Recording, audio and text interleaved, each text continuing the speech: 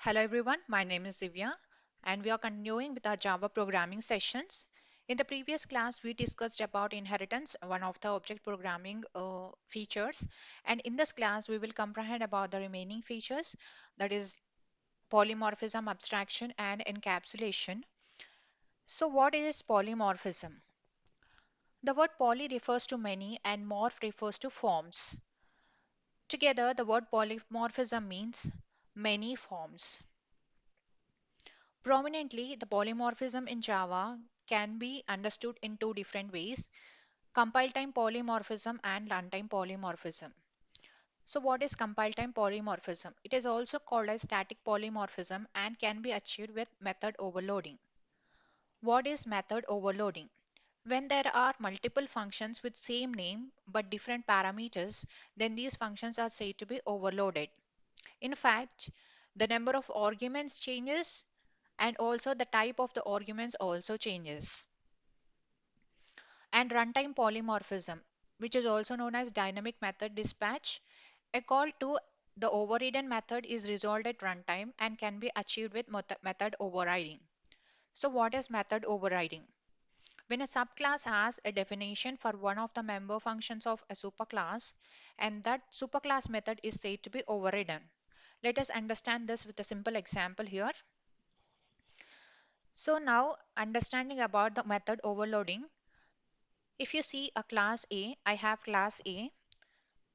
I have the method name here is area. I have three methods with the same name area, but the number of arguments and the type of arguments are different in these three methods. And this implementation is called as method overloading. The method area is being overloaded with the number of arguments and the type of the argument. This is the method overloading. Coming to the method overriding, I have a class A and class B is extending class A. Hence class B becomes a subclass and class A is a superclass. My class A is having a method display. The class B is also having is also defining the same method display, isn't it?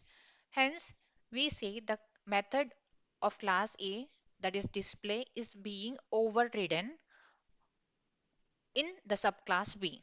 So this is the concept of method overloading and method overriding. Next, coming to abstraction. Abstraction is a process of hiding the implementation details and showing only the functionality to the user. Abstraction lets you focus on what the object does instead of how it. Abstraction can be achieved in two different ways, that is with the help of abstract classes and interfaces. Let us understand what's an abstract class is. An abstract class is declared with the keyword abstract and it contains both abstract methods and non-abstract methods. What is an abstract method? A method which is having a declaration but not but no definition, no body is defined to the method. It's called as an abstract method. That is, it is unimplemented. The method remains unimplemented. Those methods are called as abstract methods. An abstract class can be extended but cannot be instantiated. It can also have static methods and constructors, and it can also have a final method. But a final method of an abstract class cannot be altered by its subclass. So let us see the implementation practically. Now I have an abstract class, demo abstract, which is having an abstract method, square, and a non-abstract method display. I have one more class, the implementation class. I am extending the abstract class, but here it's popping up an error message. It says that there is an unimplemented method which needs to be implemented. So let me click on add unimplemented methods. So which gave me the unimplemented method. So it is asking me to implement the abstract method. So let me implement it. I'll write a simple statement here. Return A. Okay. And I have the statements. I created a reference to this class implementation class, that is obj, and I'm calling the methods obj.square and also invoking the method display. Let us execute this class and find out the output. So square root of 6 is 36 and displaying from the abstract class. This is perfect, right? We implemented, so what we did here is we implemented the unimplemented methods of the abstract class, and we are using this object of implementation class to invoke the methods square and display, which are the methods of the superclass. So demo abstract class here becomes the superclass. Next, coming to an interface. An interface has absolutely only abstract methods and variables. So ordinarily this interface in Java has only abstract methods. When we compare an interface with an abstract class can contain both abstract methods as well as non-abstract methods. But an interface is absolutely, that is 100% abstract methods and variables. And it can have static and default methods. Interface fields are public, static, and final by default. That means the variables which are declared in the interfaces are intrinsically public, static, and final, and the methods are public and abstract. So let us see an example of interface here. I would like to show an interface example, demo interface. I have written it. So this is an interface. An interface is declared with the keyword interface, and I have a method called public void display. This is an abstract method. And to implement an interface, we use the keyword implements.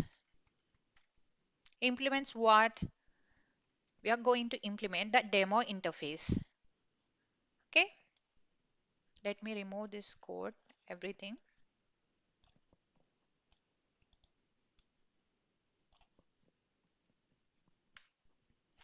So what, it pops up an error again. So it says add unimplemented methods. So it's asking us to implement the unimplemented methods. I'll just write a statement here, system.print implementation.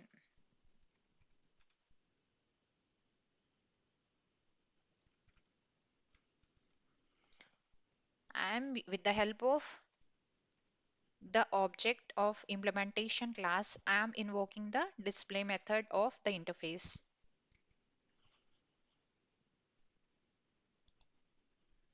Implementation done, absolutely fine. So interface which is having the abstract classes, to implement the interface we use the keyword implements. So once the unimplemented methods are implemented, and with the help of object reference we can invoke the methods of an interface. So this is about an interface. So in the previous class, when we were discussing about the interfaces, I said that multiple inheritance is not possible with the classes, because a class cannot have two parents, right? A subclass cannot extend two classes. But with the interfaces, it is possible. That is, one interface, a class can implement multiple interfaces. That is, it can implement two interfaces simultaneously at the same time, or an interface can extend to one or more interfaces at the same time. That is, an interface you can write like this: interface extends interface 1 and interface 2. So it is known as this implementation is known as multiple inheritance, is possible with the interfaces but not the classes. So an important addition is made to these interfaces with Java 8. That is, a default method with body has been added to an interface. Look at here, a default method which is also referred to as extension method is allowed to have a body. Only one and only one method, which is called as default method, can be is allowed in the interfaces. So what is the use of this default method? For example, I have an interface with already declared with certain methods, and there is a class which has implemented the interfaces. But I have a situation where I want to add one more method to my interface.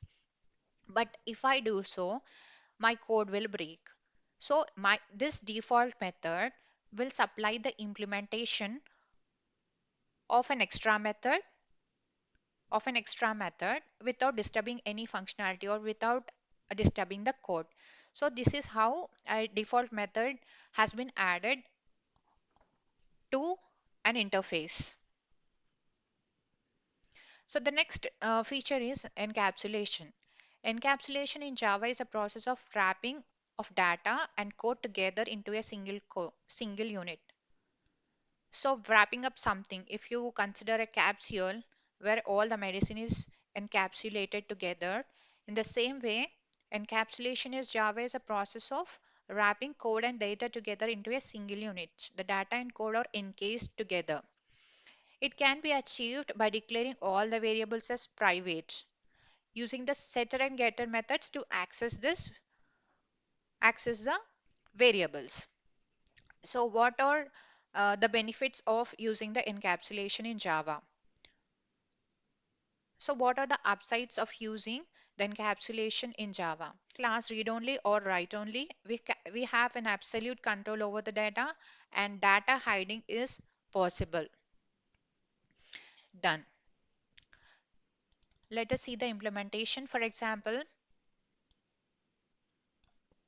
I have variables ID and name here.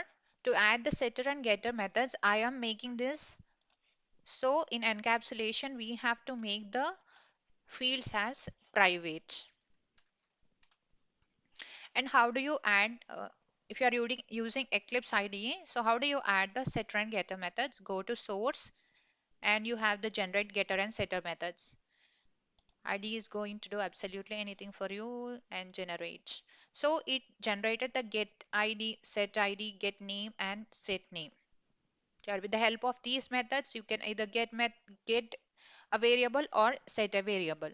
So this is how you can achieve the encapsulation.